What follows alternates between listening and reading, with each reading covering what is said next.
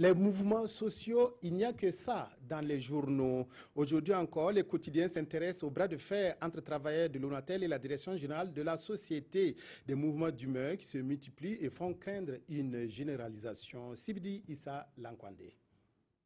La grève à l'ONATEL fait la une des parutions du jour. Les travailleurs nationaux sont en grève depuis le 20 septembre. Ils ont des revendications salariales, mais pas seulement.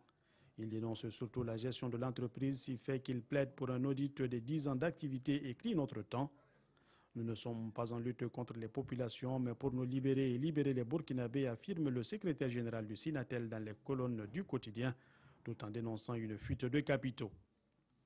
Bien que détenteur d'une part non négligeable du capital, l'État n'a aucune possibilité de contrôle des finances de la société, poursuit-il. Le syndicat interpelle alors l'État sur ses responsabilités et affiche aujourd'hui au Faso.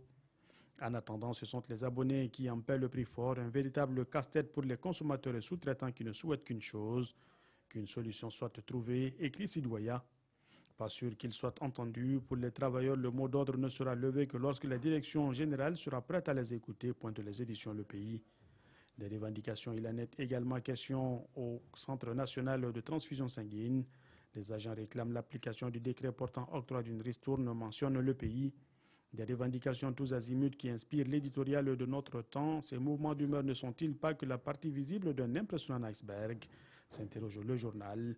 Sinatel, Sincha, Sinatic, ça bouillonne de presque partout sur le front social et c'est le citoyen plus que l'État qui paye cash. Il est temps que le gouvernement prenne à bras le corps les situations dans les secteurs à problème, prévient notre temps. Sinon, il n'est pas exclu que ces mouvements soient juste un avis de tempête. Voilà, c'est sur cette revue signée Sibidi Issa Lankwande que se referme cette édition. Merci de l'avoir suivi. Excellent après-midi à toutes.